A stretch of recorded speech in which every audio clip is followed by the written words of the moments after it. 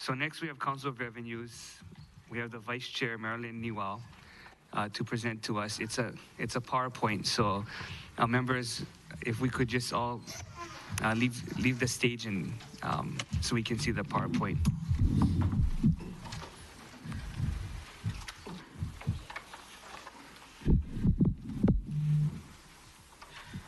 You ready, Marilyn?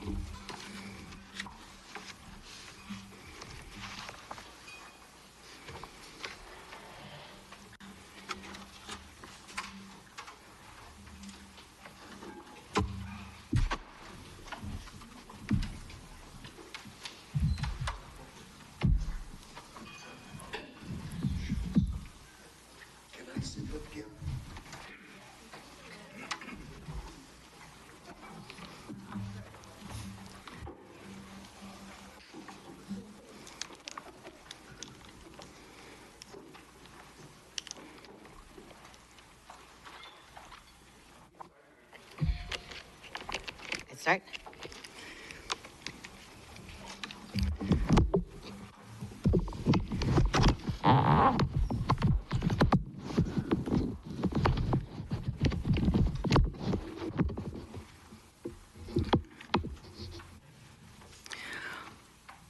Honorable Donovan Dela Cruz, Chair, and members of the Senate Committee on Ways and Means, and Honorable Sylvia Luke, Chair, and members of the House Committee on Finance. Thank you for inviting the Council on Revenues to appear before your committees to present its current general fund tax revenue forecast for the state of Hawaii. My name is Marilyn Newell, and I am the Vice Chair of the Council on Revenues. The Council meets 4 times a year to produce forecasts of general fund tax revenue growth rates for use by the Governor, the Legislature, and various other interested parties. As a start, it is important to understand where Hawaii's tax dollars come from.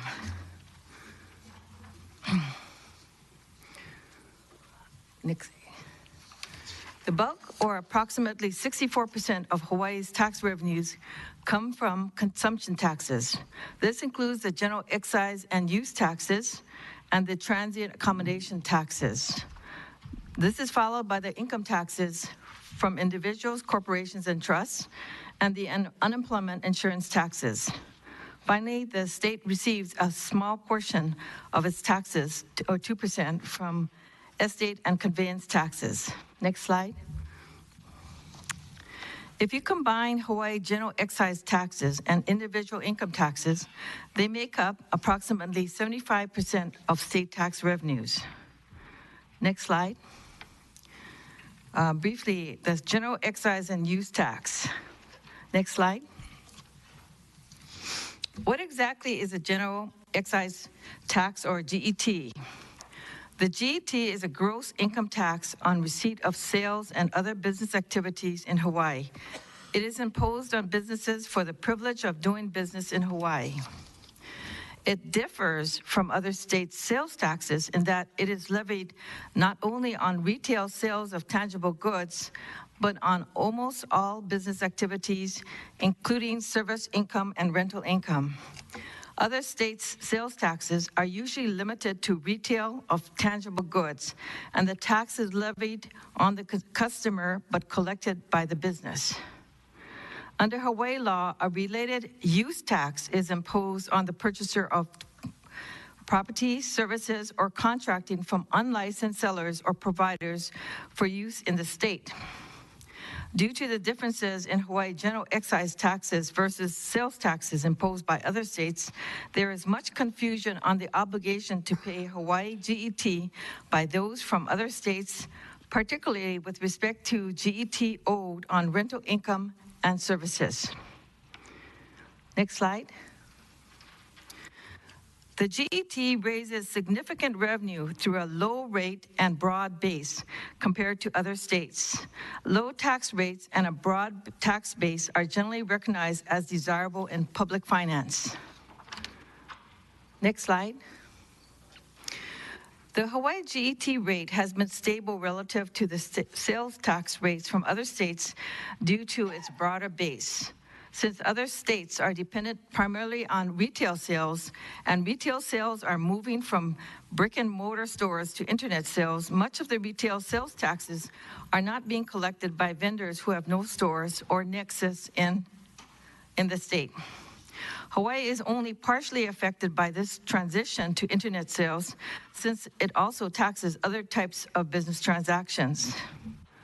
Next slide. Hawaii's GET has fared better than sales tax revenues in other states in comparison. Next slide. Individual income taxes. Next slide. Oh yeah, that slide. With respect to individual income taxes, Hawaii has a very progressive income tax system relative to other states. Refundable credits such as the food credit and renter's credit offset the burden for lower income individuals. Hawaii also exports a large amount of tax burden to the federal government, particularly at higher income levels. Next slide. The largest state-specific exemptions are pensions and Social Security, which are expected to grow with time due to state demographics and the aging baby boomers. Currently, this comprises about 16% of income received by Hawaii taxpayers. Of note, the current Hawaii law exempts only pension income from qualified pension plans where the employer has contributed amounts for the employee's retirement. With a shift of retirement plans to 401k and other retirement plans where the employee is expected to save for his or her retirement, the pension exemption mainly applies to retirees from larger businesses and government workers. Next slide. Hawaii has one of the highest marginal tax rates in the country. The highest tax rate in 2018, the highest tax rate for Hawaii in 2018 is set at 11%. And if you notice, that California has a higher rate, but it doesn't take effect until a much higher taxable income amount. I believe it was $1 million. Next slide.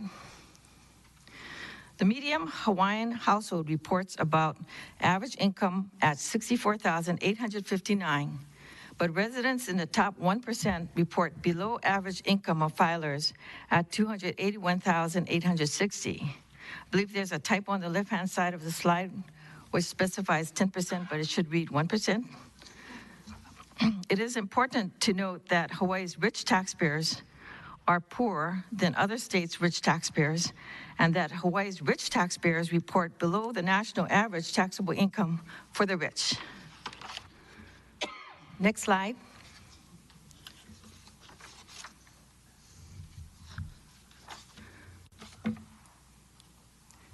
This slide only includes joint filers and is using Hawaii tax returns for the year 2015 versus federal returns. Single filers are excluded. Most Hawaii resident filers are in the middle and upper income tax brackets.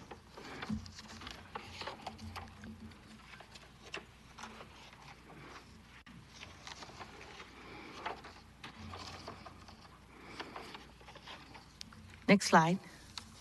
Wait, I guess maybe.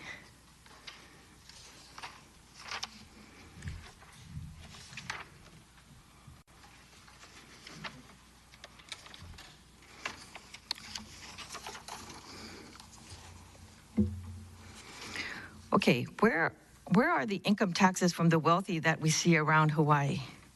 The answer may be that, this is my opinion, but the answer may be that although there are many wealthy individuals who own Hawaii real estate and live here part of the year, many with homes out of state may choose to declare other states as their state of tax residence because other states have lower tax rates. For those taxpayers who are primarily employer-paid pension income from large mainland corporations, they may choose to report as Hawaii residents due to the pension exemption. There are a number of states that impose no individual income taxes, such as Nevada, Washington State, Alaska, Texas, Florida, South Dakota, and Wyoming. In addition, New Hampshire and Tennessee only tax dividend and interest income. Generally, if an individual is domiciled in Hawaii and is in Hawaii for 200 days or more, he or she is presumed to be a Hawaii resident for tax purposes.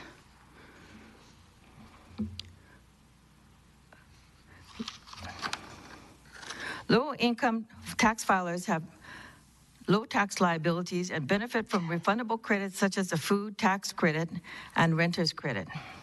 Next slide.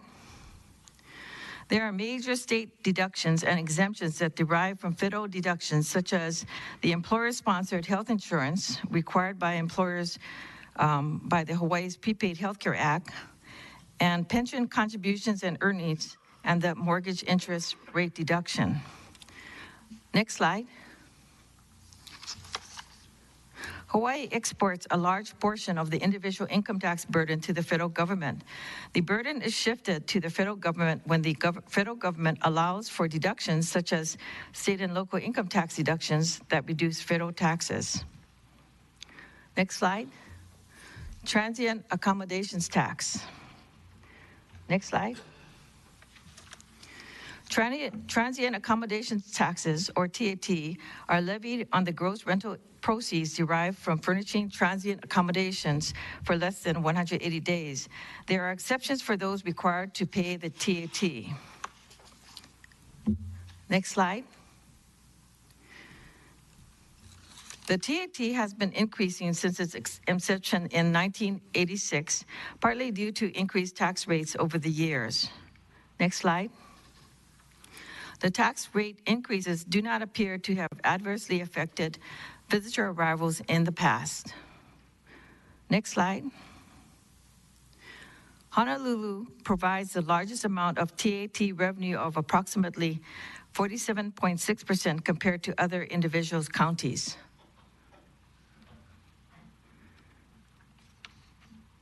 Honolulu provides the largest, more than half of all TAT revenue goes to the general fund.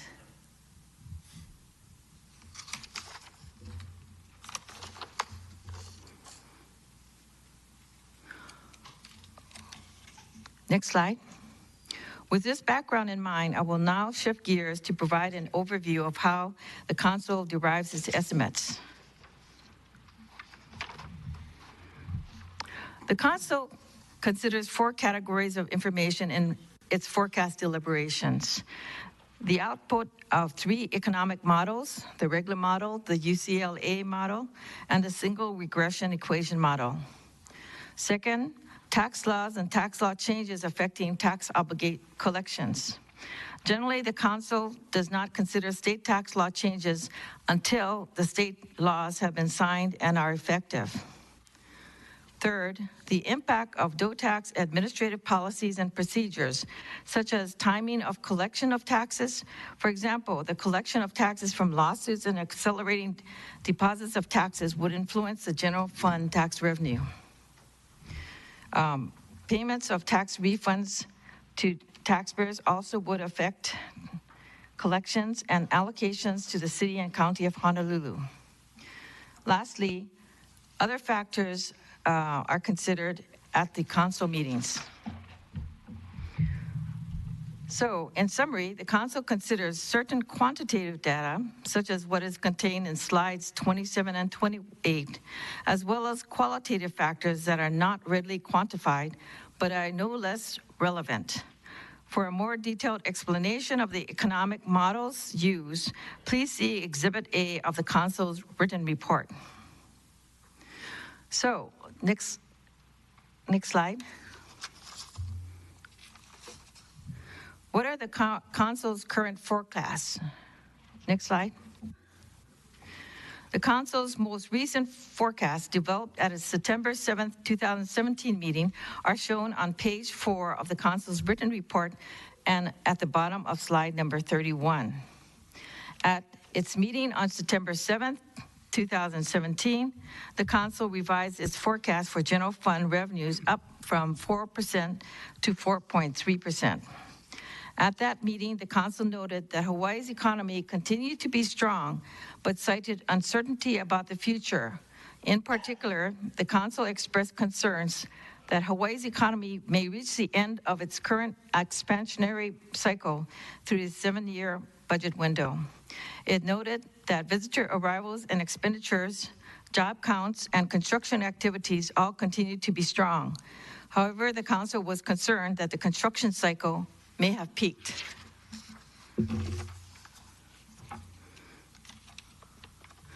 The Council has also expressed concerns about international events such as a potential North Korea conflict, which may affect Hawaii's economy.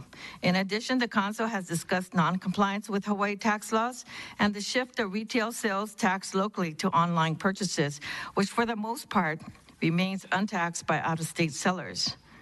The Council also raised a forecast for growth in fiscal year 2019 to 4.3%, but lowered the forecast for growth from 4.5% to 4% for fiscal years ending June 30th, 2020 and fiscal year 24. The latest actual cumulative growth rate in general fund revenues during the fiscal year 2018 for the 5 months ended November 2017 is 4.7%.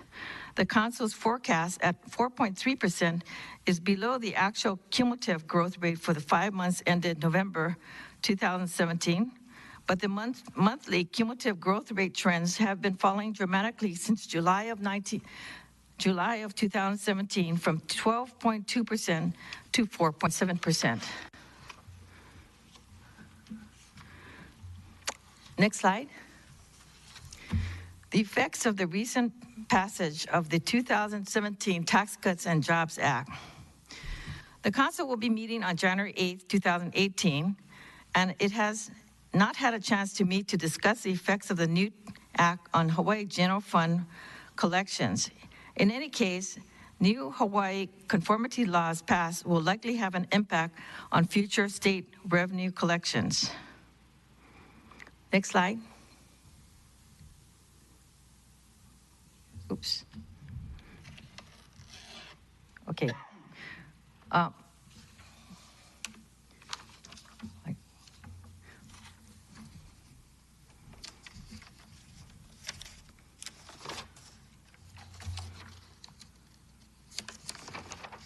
Okay. That slide, yeah. The comments regarding the effects of the recent passage of 2017 Tax Cuts and Jobs Act are my own, based upon attending the NYU Tax Institute, and are based upon my experience and observation as a tax practitioner for over 39 years. As can be seen in the media, many taxpayers are taking action to take advantage of tax deductions that will no longer be allowed from 2018, such as the combined cap of $10,000 on the deductibility of Hawaii state income, real property taxes, and GE sales taxes for those who do not utilize state income taxes. There will be other changes in taxpayer behavior due to the enactment of the new tax laws that are expected to follow. So there's a lot of detail in the written report submitted.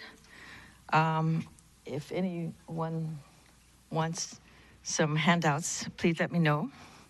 Thank you for this opportunity to testify. I would like to thank Dr. Seth Colby, Tax Research and Planning Officer, and staff of the TRP for their assistance in providing graphs, data, and assistance in putting together this report, and to Kurt Kawafuji, Chair of the Council on Revenues, for his input and assistance in this presentation. I'm available to answer any questions you may have. Thank you.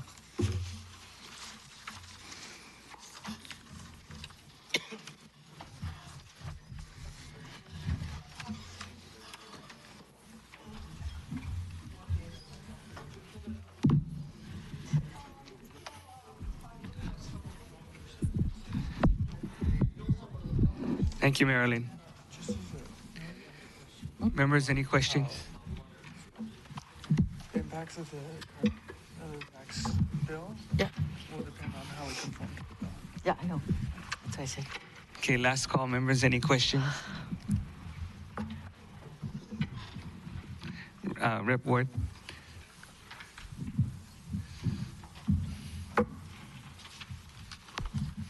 Thank you very much for the after lunch drinking out of a fire hose.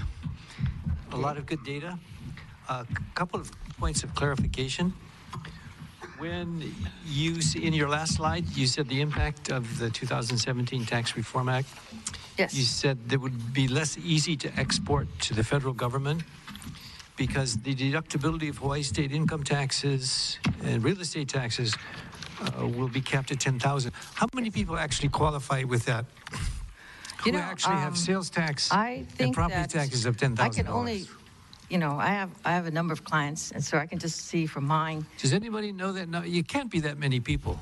Well, there are quite a lot of my clients that were, but they were just. That's why you're in the position you're in. Well, no, but they were actually not really wealthy people. They were upper middle income people. As my slide. Well, take a guess at it then. If you know, is there a lot of people? My sense is there's not a lot of people who've got sales taxes in. One of the best things we got going in Hawaii is low property taxes. Well, the sales taxes is only in lieu of the state income taxes. So we're not talking about the sales tax. It's only for individuals who itemize. So really, the exception or the cap is on the state income taxes and real property taxes for most people.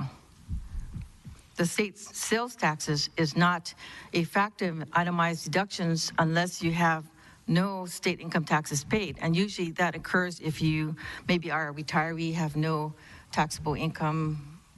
But is there a way you can get that number or not? Okay, it can be coming. We'll be getting that number. The other question I have is, why do you and we meet at opposite ends of the timing scale? I mean, here we are, the Finance Committee, we're ready to get prepped up, and you guys don't meet until next week, and we're having the hearing this week. Isn't there a way to align your schedule and our schedule a little bit more logical? So when we sit and meet before we go to session, we'll have the data. Yeah. Or at least the latest. Am I causing rumbling in the chairs? I guess the council. Marilyn, can I answer that? Okay, sure. The reason why we have it at this point in time is because we're looking at the governor's budget and the executive budget, and the executive budget is based on the last council on revenues, which was done in, September? And then, so the House budget is based on the January. So when they meet next week, that's what we base it on. But then we're hearing the executive budget based on their last projection, and that's why they're presenting the September projection. Otherwise, everything else might be off. So. Okay, so it makes some sense. Even though when it's a bad year, we always have a problem with it. I guess there's, the tax law passed at the last minute right before Christmas, and we have the North Korea situation, conflict that we still have to discuss. I think the last question I had jotted down was, do we have the hotel occupancy rates following sequentially or in parallel with the visitor arrivals? On one of your charts, the tax increases do not appear to have adversely affected visitor arrivals in the past. I believe that information exists. Just so you guys know, a lot of that information is available from the tax. Can you speak from the microphone, please, and state your name?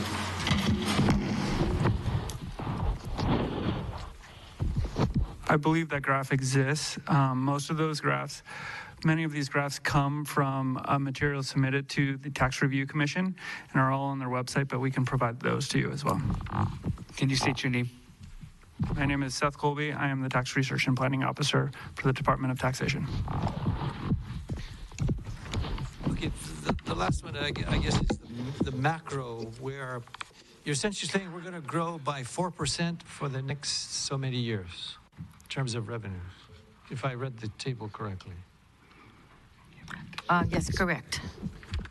My personal concern was that the GET was not increasing more robustly. And I'm from Maui, and I just look around at the empty shopping centers that we have now. And so I think that even if the tourism business is really going great, a lot of other businesses have closed down. We have empty shopping centers on Maui. We have clients who have negotiated their leases down. In other words, if they had a long-term lease and they are having financial difficulties, they've managed to renegotiate leases, and so you have less GT revenue for those that normally you'd see. And then there is that movement from the brick and mortars to internet sales, and I believe that we're not capturing all of the taxes owed from those internet sales.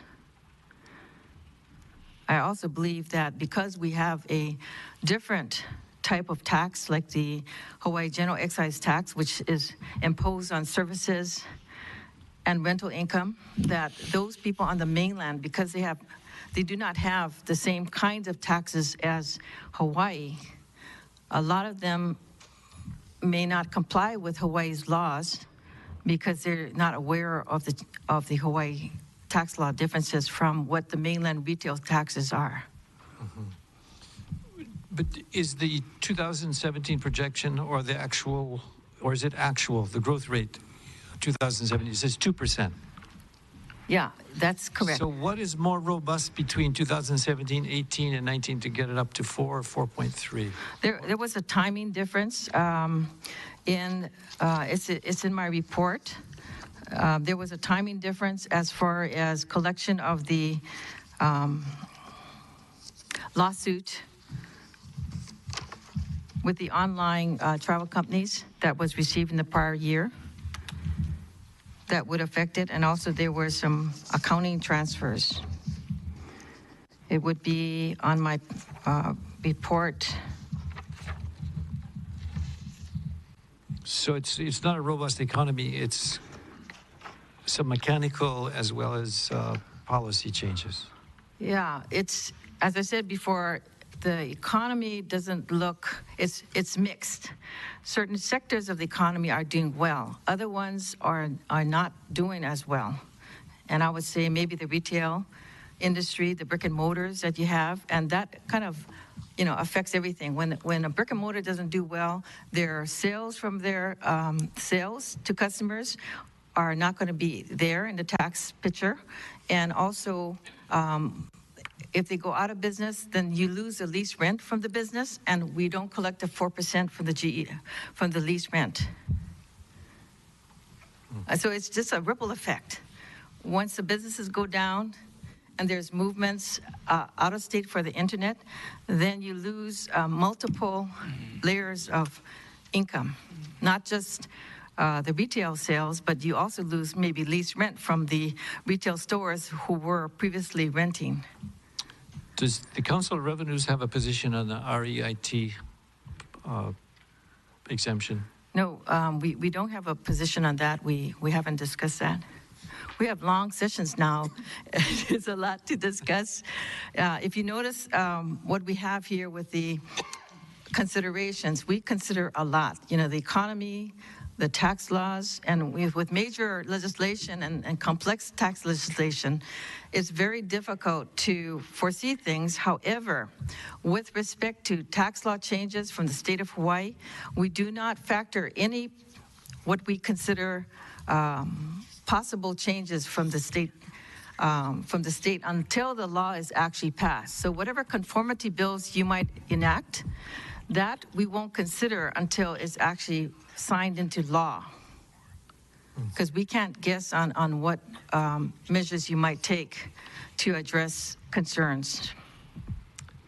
My last point is more of a comment. When you labeled one of your slides as saying that the GT is a low rate, Yes. Low Kalapa and other tax foundation people said if you really, because of its pyramid nature of cost it out, it's probably 12, 13, 14%. Yeah, it's a very high number. If we had to change a sales tax from a regular GET to a sales tax it would be over, from what my knowledge being on the prior tax review commission, it would be, maybe 11% or 12% or something like that. So that's probably not low, but anyways, you describe it as low, and it seems to be, because it's always called as regressive and high.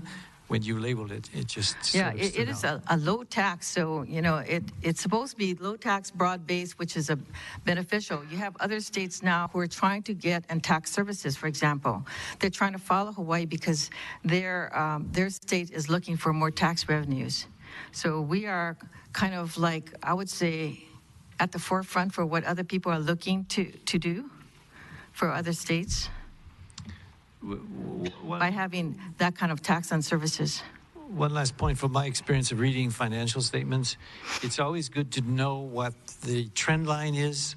Whenever we see percentages, we never know what it was the last 2 years or the last 3 years. Generally, trend lines, when it says 4%, what were the figures from the last year? I know I didn't bring my last year's booklet, but it would really be helpful if the Council of Revenue said, okay, last year we projected blah, blah, blah, blah, and here's this year.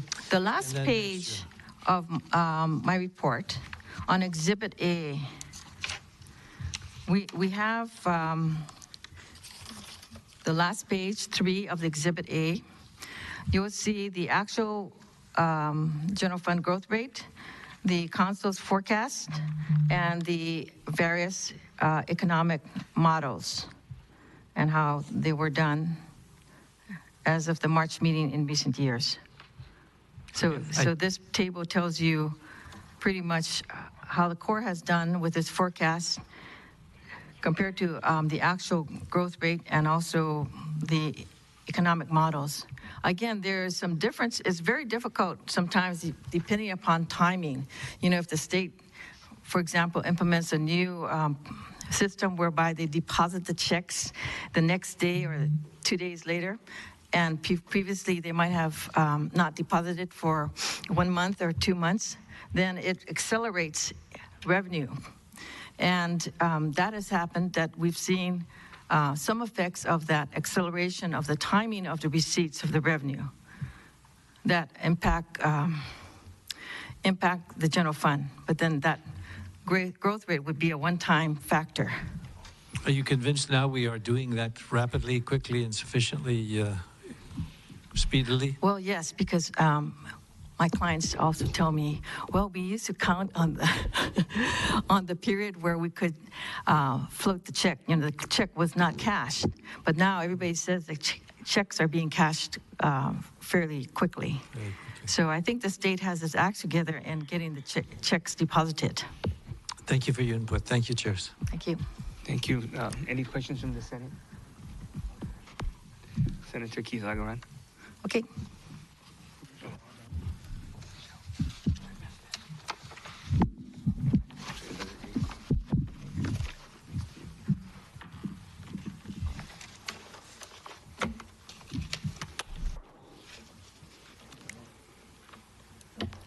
Marilyn, Yes. you mentioned, you said in passing that some of the issues might be related to whatever is in the state conformity bill that's going to be considered during the Yes. session. I know you won't be able to consider those things in January, but what kind of issues would you be looking at as far as conformity? I mean, I guess one of the things would be our estate taxes based on whatever the feds have, right? That's correct. And then what else though on the, because most of the Okay. things would be on the margins. If you want to get into nitty-gritty details, this Tax Act was passed because there's a lot of money overseas. A lot of corporations, big corporations, have been moving their money and doing business overseas rather than doing it in the U.S. because our tax rates here and corporations are much higher than the other countries. And so there's been a movement of that business out of country. And this Tax Act, part of it, they're made big changes in the international tax laws. And so the object of this is to bring that money back from the big corporations that are doing this fancy tax planning. So with that break in mind, you have to imagine that the one area that if you're a C Corp and the flat rate for corporations, for example, is 21%. If you were a C Corp and earned maybe up to 50,000, you would have had a 15% tax rate. And so this flat rate that they had at 21% is actually a tax increase for small businesses in that sense, because if you look at somebody who's earning maybe 50,000 in a Schedule C business, they'd pay maybe about $3,000 more taxes. At the same time, there's some tax benefits that were passed at the last minute for pass-through entities, S corps, partnerships, LLCs, and so allowing a 20% deduction for. But not for lawyers. Yeah, so not for lawyers because they always 1099 for lawyers. That's just an aside. I didn't want to. Yeah, so they. But I had a question though. Really, then, if the concern is really that we're not catching the revenue that's being sent overseas on the national level, I think you said the Council of Revenues hadn't really taken a position on REITs yet. I think that in response to Representative Ward, REITs in some ways, I guess, are being viewed by some people as basically taking, being untaxed here, even though they are going to pass through at least to the shareholders somewhere in their home states, and they'll get taxed on it there. But is that an issue that the federal government looked at? I don't know if you've looked at It's the weeds yet. a state issue, but for Hawaii purposes, you have to imagine, as I mentioned before, the GET and the sales taxes are so different. You're missing a lot of income from people who don't file and pay taxes on rental income, for example. I mean, a lot of my business is doing prior year tax returns for people who were not knowledgeable about the laws. So we can do maybe 7 years worth of returns. So a lot of my business is doing prior year returns that were not filed. And so there's a lot of things that are missing. And then for services, service revenue coming in for people who come in to do business in Hawaii.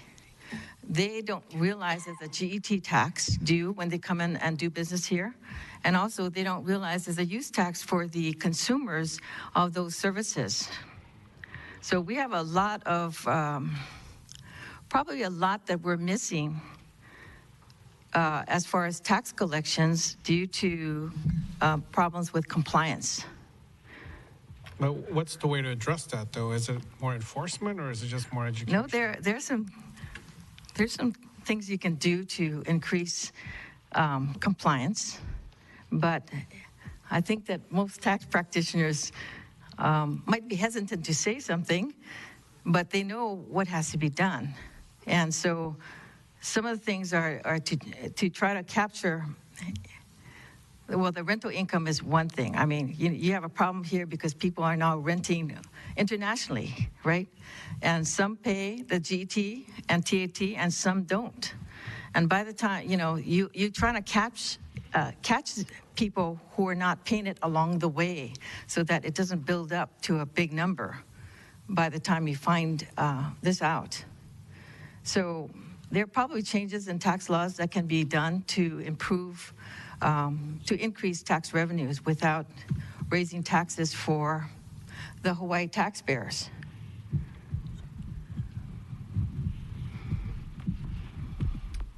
Questions? Representative Lowen.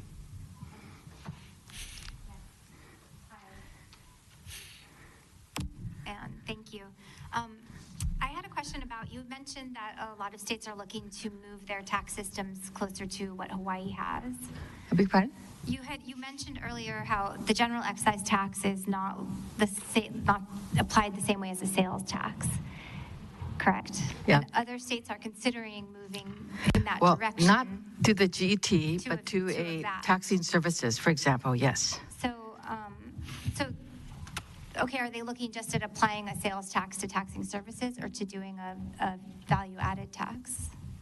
It's mainly taxing services that I've heard about. I mean, I've had seminars on state tax laws, but the movement was to try to tax services and the internet, trying to tax internet transactions. Because as I mentioned before, most of the money here are from transactions, consumptions.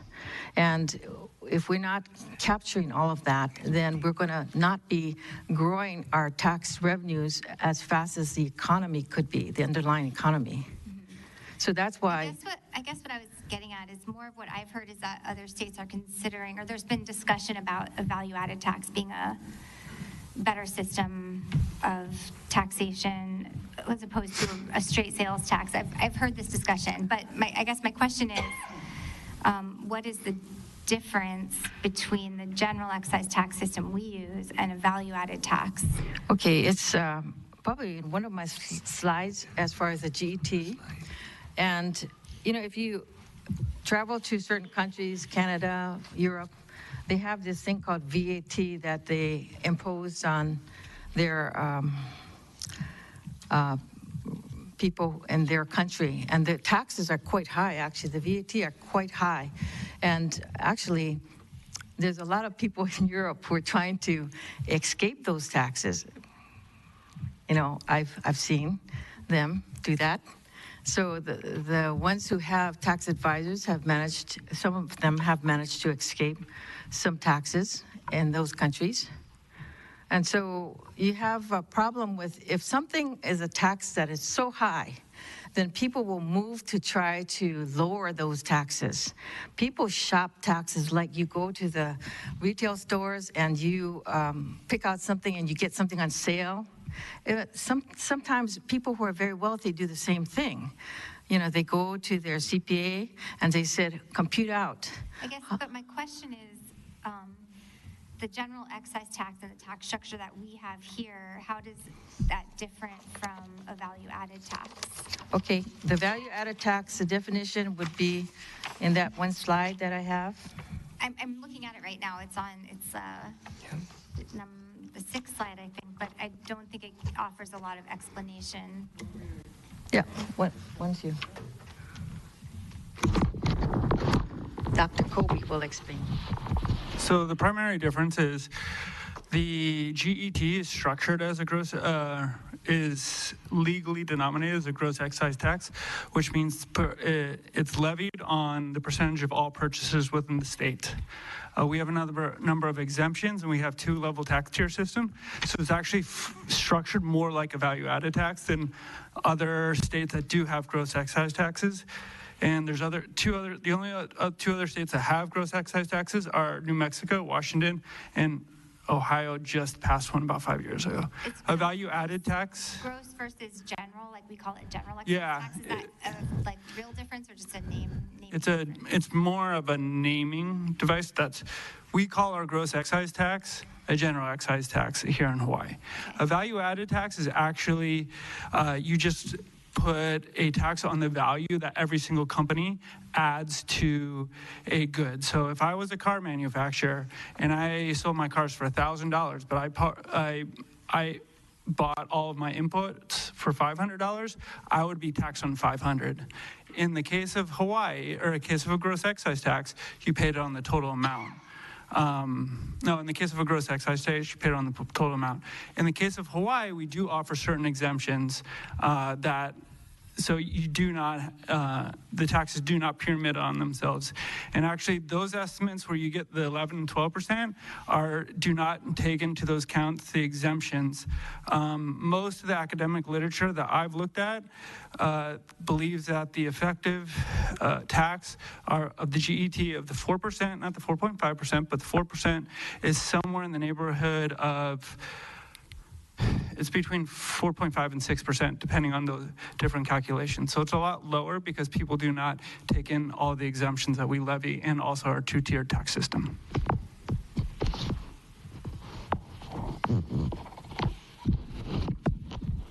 I think I still have questions. Okay. The same question, basically. I think I'm wondering, so for the value-added tax, taking out of account, I guess, the exemptions, because I assume you could have a value-added tax system and also have exemptions to that. I don't know if that's something that would work, but do we actually tax more than even a typical value-added tax system would do with our general excise tax? I believe they don't tax services. Well, you could opt to tax services, right? I mean, on a like apples to apples comparison of taxing, one chain in one industry, would it be comparable or? It would. Hawaii taxes a little bit more because we have the 0.5% on wholesale services. So we do tax inputs. If we did not have that, we would be even closer to a value-added tax system. So a value-added tax system, just in like a pure, when you look purely at the structure of it and don't take into account exemptions, which you could do on either, would actually be taxing a little bit less than our general excise tax system?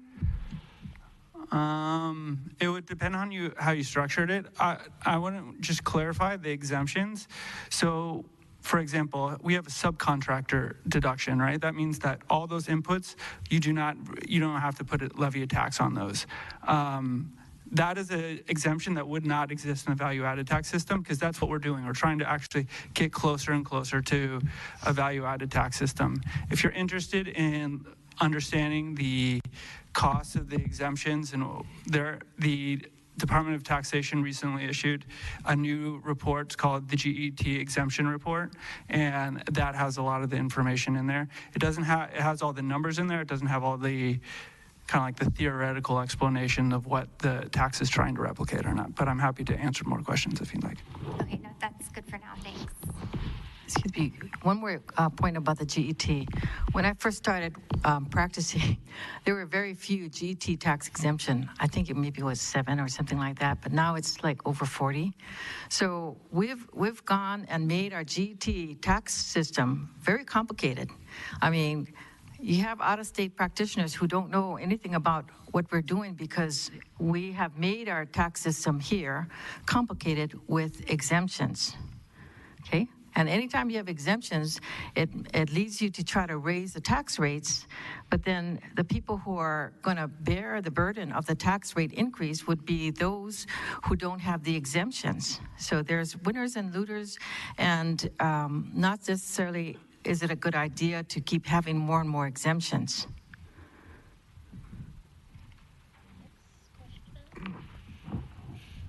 Any other questions? Anyone from the Senate? If not, Rep. Tupola. Thank you. Good afternoon. Thank you for being here. I had a question. I was looking through your slides on the slide that said notable features of Hawaii individual income tax. So it says that refundable credits offset the burden for lower income individuals. How many refundable credits do we have currently in the tax code? Is it a lot? Well, we have a lot of credits, but credits are the same or different than exemptions? Different types of credits. We have a lot of tax credits in Hawaii, but for the people who are low, we do have the low-income household renter credit, and we do have the food credit, and so those who are. Yeah, and that we now have the earned income tax credit, which would. So because the earned income tax credit isn't refundable, what does that mean, and would making it refundable be recommendable? Well, the earned income tax credit has been subject of a lot of fraud at the federal level. So they've run into problems with people filing fraudulent returns with refundable credits. And so that's the problem you have with all these refundable credits. Anytime you have a refundable credit and you try to have everything on the internet, and we're very, very dependent upon the internet, but they don't match earnings. For example, myself, they don't match W-2 earnings or your income to the tax return that's filed. The return is filed, and then the internet, there's a lot of tax refunds made based upon the filing before there is substantiation that there's a 1099 or W-2. I experienced it myself, okay? I mean, there's now, it's a big task force in the federal. They're trying to get after internet tax fraud. And for me, I experienced both internet income tax fraud and Social Security tax fraud. Not Social Security fraud, because at Christmas I went to check to see how much I would get, and I found out somebody filed a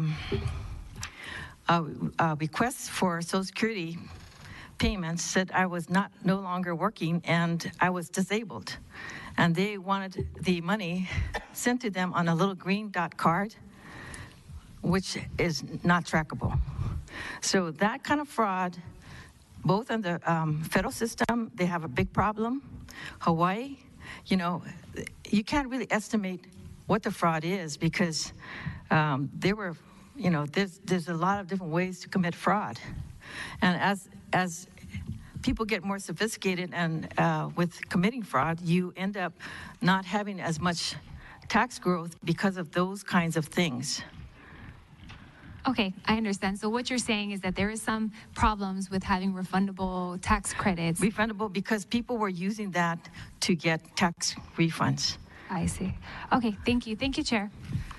Okay, any other last question? If not, thank you. Okay, thank you. Okay, next here on the agenda is the Department of Budget and Finance.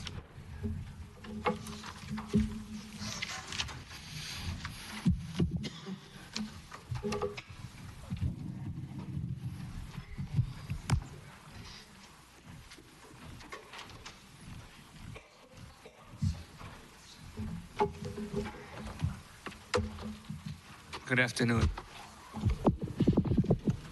Good afternoon. I'm going to summarize this again as our departmental budget request.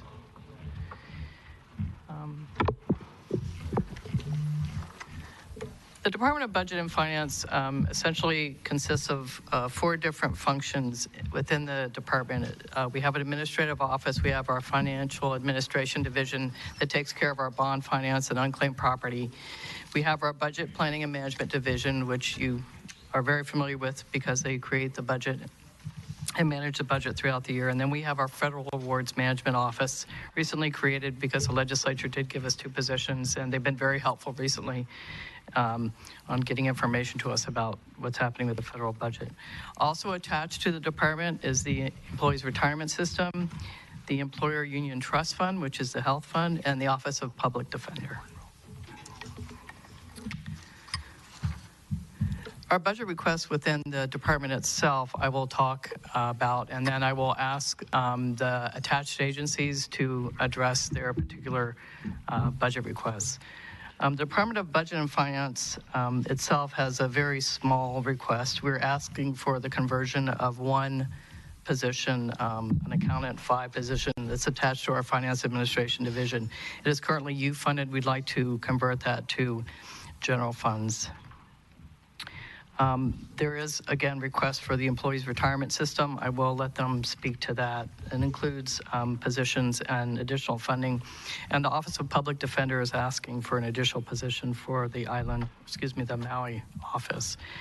I did want to note that because of reductions in our projected fixed cost requirements, debt service, retirement benefits, and health premiums, our overall budget actually decreased by $116 million. So we're very grateful for that. And to give you an idea, I know when people see BNF's budget, they see the huge $1 billion and they think, wow, what are you doing? But again, 97.4% of our budget is for non-discretionary items. And again, that's debt service, retirement system payments, health fund payments, and witness fees and court-appointed counsel. And so really the direct cost of our department is $72.7 million, or 2% of our budget. With that, I'd like to see if there's any immediate questions about our testimony or testimony tables. Otherwise, I can call up our attached agencies, if that's okay. Members, any questions? Okay, proceed. Okay. Why don't we start with the ERS, Tom? Thanks.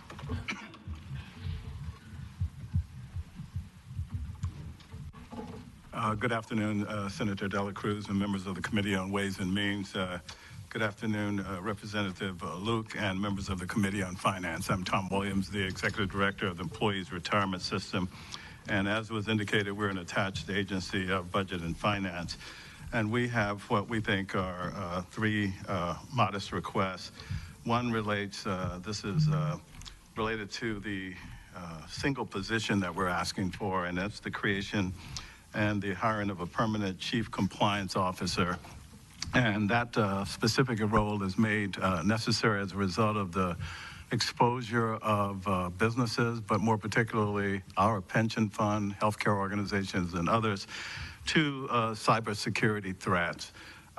You know that we have over $16 billion in assets and personally identifiable information for over 135,000 members and beneficiaries. This includes not only their dates of birth and work history, but in many instances, banking information as well as healthcare-related information when it applies to service-related or ordinary disability requests. And pension funds around the nation are exposed to increasing efforts to breach the security of those particular databases. You know, it's not viewed as a question of if we'll ever be attempted to be breached, but it's a matter of when. And those who would impinge on our information are constantly evolving, and we have to stay ahead of that threat.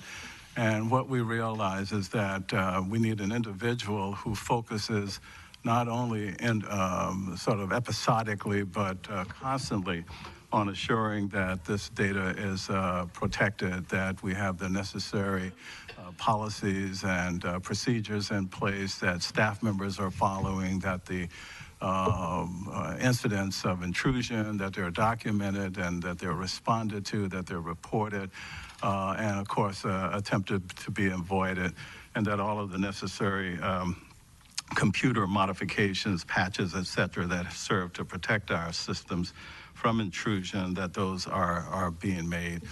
And although we're not subject to HIPAA, the Health Insurance Portability, I think, Act, as is the EUTF, one of their sort of fundamental recommendations is that organizations with information such as ours hire and designate a security officer.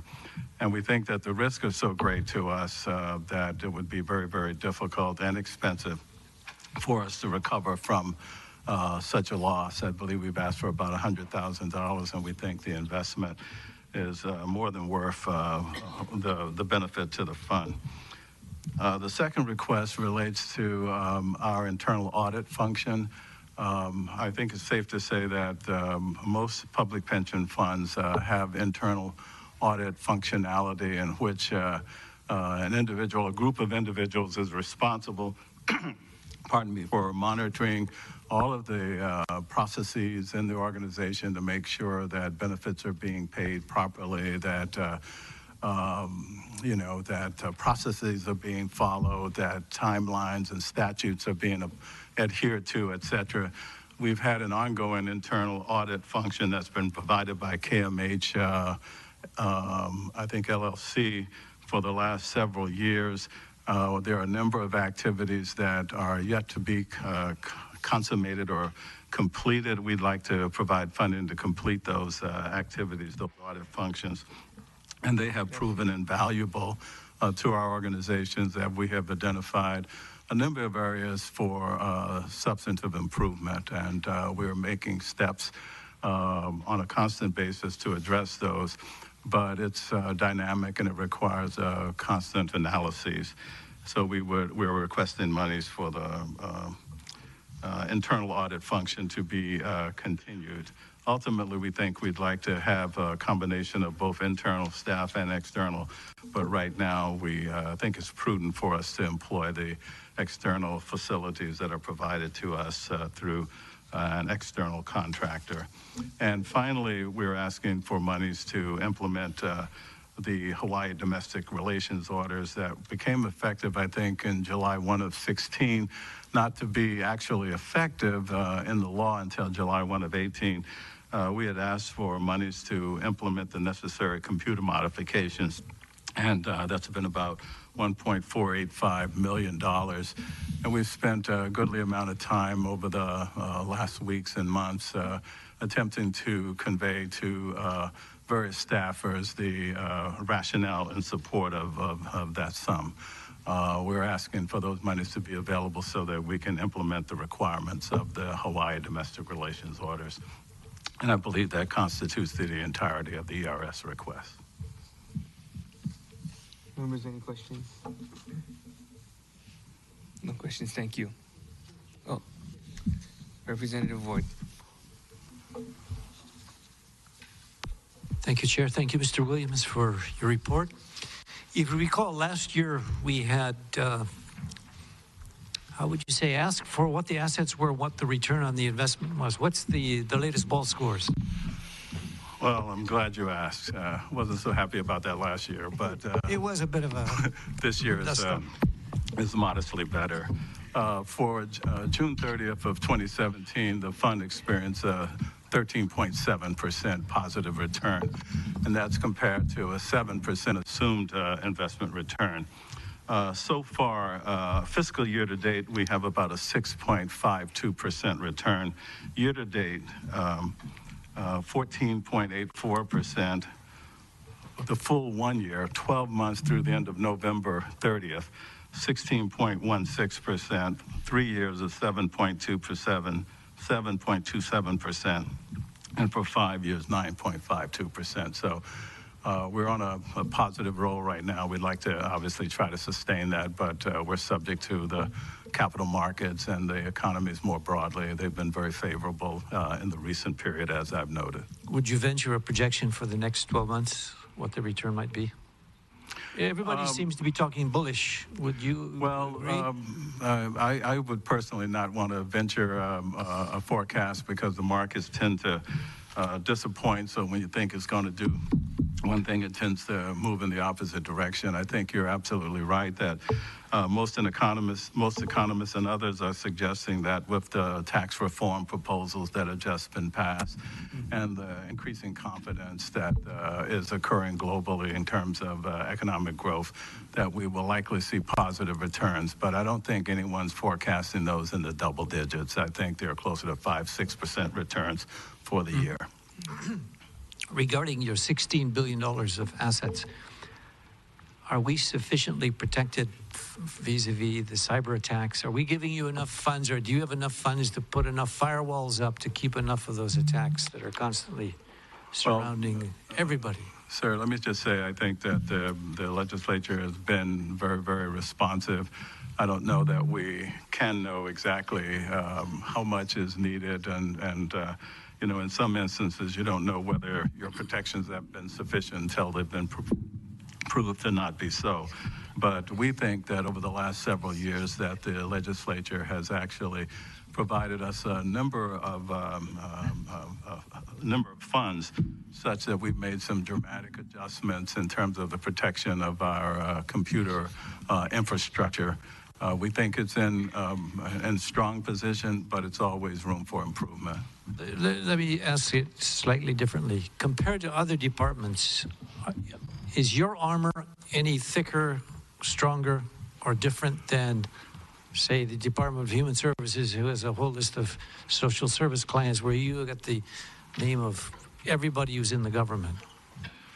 Well, it'd be difficult for me to speak about their armor because I don't know much about it, but I would say that ours is appropriate for an organization that has the level of publicly and personally identifiable information that we have. But again, we're constantly testing, analyzing to determine where vulnerabilities exist and trying to close those. So it's not you do it once and you put the lock on it and you think you're done.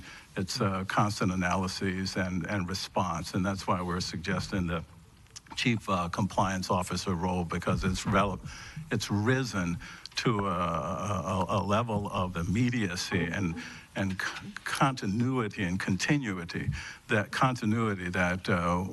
is just ongoing. Thank you, Mr. Williams, for that positive report. Thank you, chairs. Any questions for the Senate? Okay, any House members? Representative Cachola.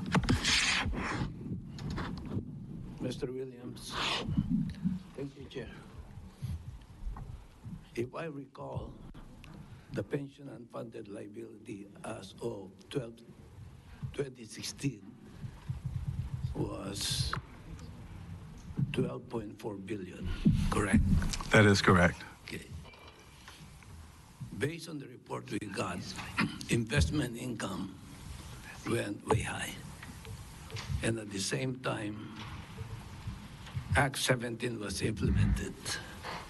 However, the report we got was, in spite of all those positive results, our unfunded liability went up to 12.95%.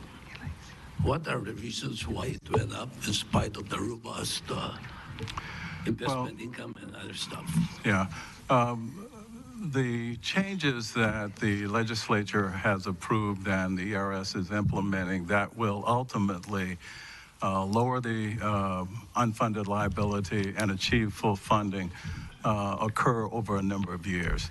One of the big adjustments was just last year, there were contribution increases implemented for both general employees and police and fire. They were being phased in over a 4-year period. And over the 30-year lifespan of this funding period, we think it'll get us to full funding. But the other improvements that were made, for example, in July of 2012, I think there was a new tier of benefits that was implemented that produces lower benefits for new hires, lower multipliers, lower post-retirement adjustments and the like. That will have effect in time, but there are currently only a small number of our participants in the new tier of benefits. So as that segment matures, you'll have a positive impact on the unfunded liability. Based on the actuarial projections we've seen, we fully anticipated that for 5 or even 8 years, that our unfunded liability would continue to grow modestly as a result of liabilities that have already existed, and so that after that 5 or 8 year period, then you'll see it begin to come down. But that's as a result of these higher contributions kicking in and the new tier of benefits having a higher percentage of members. Act 17 started 2017 up to 2021, right? That's correct, sir. Okay, so it's only 5 years. That's correct. What's the projection after 2021? Will there still be increases? I believe that we're excuse me, sir. I do believe that we're expecting an actuarial valuation to be issued later this week. That's going to be reflective of the June 30th of 2017 numbers. That'll tell us with some detail what that, when we're expected to see this unfunded liability to go down.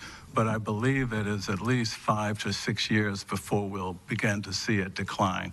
So we're in 2018 now, and so 2021 is just 3 years away. I think we can anticipate that there may be some modest increases for a number of years hence, but then you will see these contribution increases and the level of participation in the new tier of benefits begin to make a positive impact, and that will come down, and the funding ratio will go up. Are you saying then that in spite of the Act 17, that our unfunded liability on pension will go up? It will, yes, sir. I'm saying it will go up for a period of time, a period of years, maybe 5, 6. It could even be a little bit longer, depending on what the investment results are in that intervening period. But if all of our assumptions are met, we think within 5 to 8 years, you'll see that unfunded liability begin to decline and the funded ratio increase. But that will reduce our unfunded liability from 30 years to how many years? Well, at the last evaluation, I believe we were down to 26 years, but that's going to be subject to some volatility as a result of these investment returns. And we can't anticipate that they're going to be 13.7% a year going forward. Yeah, so, my last question to you, Mr. Wills, is this. Other counties like Big Island and Maui, they already have increased their property taxes so that they will be able to pay the contribution under Act 17. Ricky Hokama even asked a question based on what I read, that if Maui goes bankrupt, will they be forgiven in their obligation for unfunded liability and pension? You know, I wasn't able to answer that question when it was posed to me there. I can tell you from a legal perspective, and I can tell you from the perspective of the ERS, that there is no provision for forgiveness of your obligations to the retirement fund. I think that states typically are not allowed to declare bankruptcy. I think there is question as it relates to counties. I think there are some counties in the mainland who have declared bankruptcy, and pension benefits have been lowered, at least for those who are receiving the benefits. I wouldn't speculate about what would happen, but those liabilities don't go away. We still have made promises to our members, and those promises are expected to be kept. And I would imagine that you know, we're a shared cost system in which all of the assets are used for all of the benefit payments. So whether Maui is paying or not, we have an obligation to pay our members. Obviously, if there are no monies to do that, we've got another challenge. Yeah. In connection with my last question, by 2021, I believe that the total amount based on the contribution of all the counties or the employers is about $251 million per year. That's about right.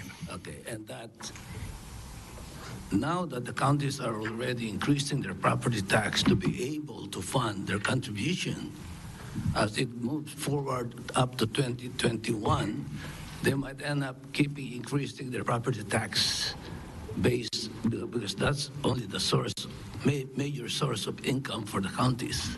So do you expect the increases in property tax as it goes to 2021? I'm not sure I understood that last aspect of the question. Do I anticipate that their property taxes will continue to increase? I'm not sure. Right now, the counties are now increasing their property tax just to comply and be able to fund based on Act 17. Yes. But by 2021, the total amount of contribution of all the employers, state, counties, and all that, will be about $251 million. Right now, they already have increased their property tax. When it's just starting, I think it's about 17 million this year, and it started going up. So you mean to say that as when the contribution goes up yearly, do you expect the counties to increase their property tax again? As it Sir, I must say I haven't given thought to how the counties will fund the contribution increases that have been committed to. Certainly, property tax increases is one avenue. Whether they have been increased sufficiently at present to cover the increasing contributions through the next 3 years, I'm uncertain. But one of the things that we recognize, both staff and board-wise, is that this is a significant burden and a commitment that all of the counties and the state have made to fund these unfunded liabilities, these contribution increases. And what we're trying to do and what we recognize is that it's going to be very challenging, if not impossible, for us to come back to the legislature and ask for more contribution increases. I think we've got some fairly significantly high ones as compared to other public pension funds in the nation. And we want to try to do what we can to address this unfunded liability through a focus on our investment returns, on trying to minimize downside risk, because we anticipate that there will be volatility in the investment market. I'm working hard to find ways We're to working address both pension and health unfunded liability without increasing taxes. That is our goal. But we can't do it alone. But we're trying to do our part in the context of the investment we'll pass returns. something this year. Thank you. Thank you. Thank you, Senator Kahele. Yes. Thanks, Tom. I just wanted to clarify something you had presented and said earlier. You shared with us that the 5-year returns were at, was that 9.52%? That's correct, sir. So then, why did the ERS board lower that assumed rate from 7 or lower it to 7.55% to 7% effective 1 July 2017. Yeah, your recollection, your statement there is quite accurate. And the reason why I ask, and then you can explain, is because what that did is it increased the unfunded liability by almost $2 million, and that forced the legislature last year to increase employer contributions for the next 3 years. So was it necessary to lower it? I think it was necessary. I think it was prudent for us to lower it because the assumed investment return is, as you know, a forward-looking forecast. It certainly considers the past, but the sense is that, as you're an investor, that past performance is no guarantee of future results. And most of the economists that we work with, that we research, investment managers and others, have been suggesting for a number of years that our 7.5% preceded by an 8% return was significantly too high and understating our liabilities. And with the unfunded liabilities such as we have, I think it would be imprudent for us to continue to understate them in any way, because there is a day of reckoning at some point when these liabilities actually have to be met. They're sort of not magic, they're real dollars. I believe that many were suggesting that even 7% is too high. Obviously, over the short term, it isn't, but we're looking at expected returns over 10, 15, 20 years or more. So we won't know exactly, next year whether this was a good decision or not, but it's something that can be modified in time. But typically, it's not done on an annual basis. It's done based on an accumulation of forecasts and perspectives and looking over a longer time frame. So if it seems appropriate to increase that, I think the board is certainly willing to consider that. But I do believe it was prudent at the time to lower it because we were being criticized widely by having 7.5% based on capital market forecasts that were considerably lower. Thank you. Thank you, Chair. Representative Kobayashi. Hello. I'm looking at Table 13, overtime expenditures. And it looks like for the 2 fiscal years, you have approximately $6 million per year in overtime expenditures. And then, we have another table that says you have 107 positions. So that's like about almost $60,000 in overtime per position. Is that correct? I'd have to call on my chief accountant here, who nods his head and says that that is not correct. But Larry, I don't know if he has that information available to him there. What's not correct? $6 million in $60,000 per position in overtime. I tend to think that that's not the case because all of our overtime has to get approved in advance, and it's approved by Budget and Finance before we can even incur it. And there's been a significant limitation on the incurrence of overtime. However, at the same time, let me say that on the IT side of things, we've had significant implementations, and oftentimes those require working on weekends and after hours. Otherwise, they result in a shutdown of the operations during the day. So there is a need for a level of overtime. It's managed very carefully. And, I don't know that those numbers are accurate. Perhaps they are. And I will stop there and just say that we're cognizant of and trying to reduce the overtime. $6 million is the base salary, not the actual overtime. Our overtime is less than the $36,000. Our chief accountant said that the $6 million is the base salary of all of our 107 staff members, and that the overtime is about the $36,000 number that's adjacent to that. And the 36,000 is the budgeted overtime, and that's not the actual overtime that has been occurred. In fact, it's less than $36,000. Oh, I'm sorry, 36. Sorry. Okay, thank you. Okay, any other questions? If not, thank you. Thank you. Laurel. Yeah, Laurel, who are you going to have go on next? Oh, I'm sorry, Derek. I'm sorry, Derek, followed by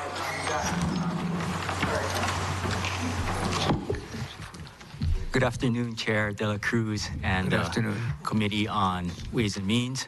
Good afternoon, Chair Luke and the Committee on Finance. I'm Derek Mizuno. I'm the administrator for the EUTF. This year, we have no additional budget requests for the EUTF. That was fast. Any questions? Okay, you were very clear and concise. All right, thank you.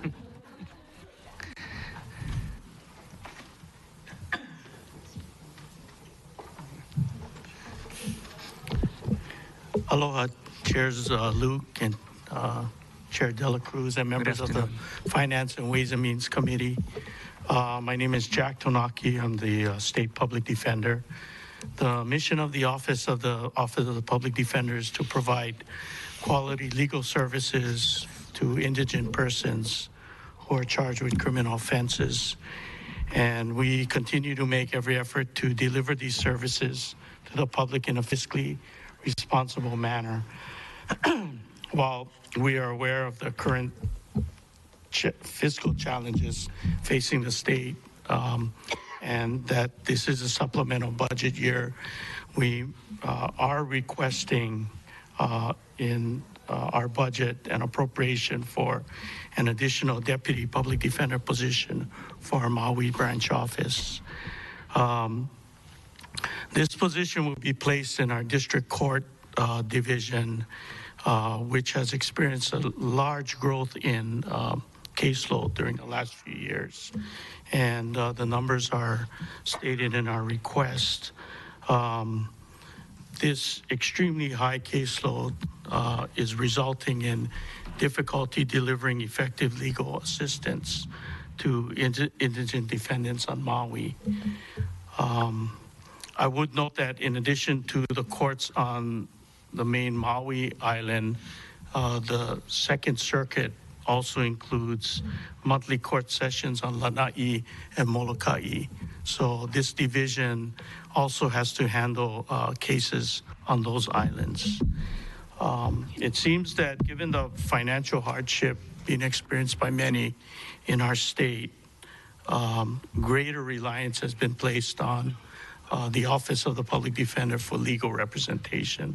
So I think that's, what's happening at this point. This district court division handles the more minor offenses, but of which there are many. Everything from DUI to petty theft to many of the infractions that you see given out to the homeless population, like sidewalk violations, as well as illegal camping and being in closed parks. So that's just a sampling of the types of offenses that this division of the office handles. And we would request respectfully a favorable consideration of our request. I'd be happy to answer any questions. Thank you. Members, any questions? Representative Kobayashi. So the request to us is one deputy prosecutor position. Public defender, yes, on Maui. What did you request of the governor? One position?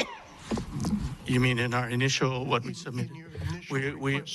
We also did submit a request for Kauai, because there's a need for an additional deputy on Kauai, but that didn't make the cut, so, yeah. Okay, thank you. Any questions from the Senate? If not, Representative Wood. Thank you, Chair.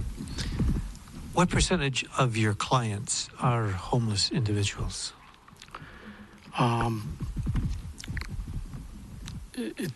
It's hard to say, because we don't question them when they come in as to whether they're. We request in the application form they're residents, but a lot of them may be living with family or living out of cars, or. But I would venture a guess, maybe 25%. Okay. Might be less because, yeah. Does your office interface with the community courts, the new Yes, setup? in fact, we're very involved in. How's it working out? First impression. In my opinion, the community courts were the greatest success of last year, and the legislature was generous in granting us funding to expand those community courts. Terrific. It's great to hear that. Thank you. Thank you, Chair. Thank you. Okay, if not, any last question? If not, thank you. Thank you. Okay, with no further business, this hearing is adjourned.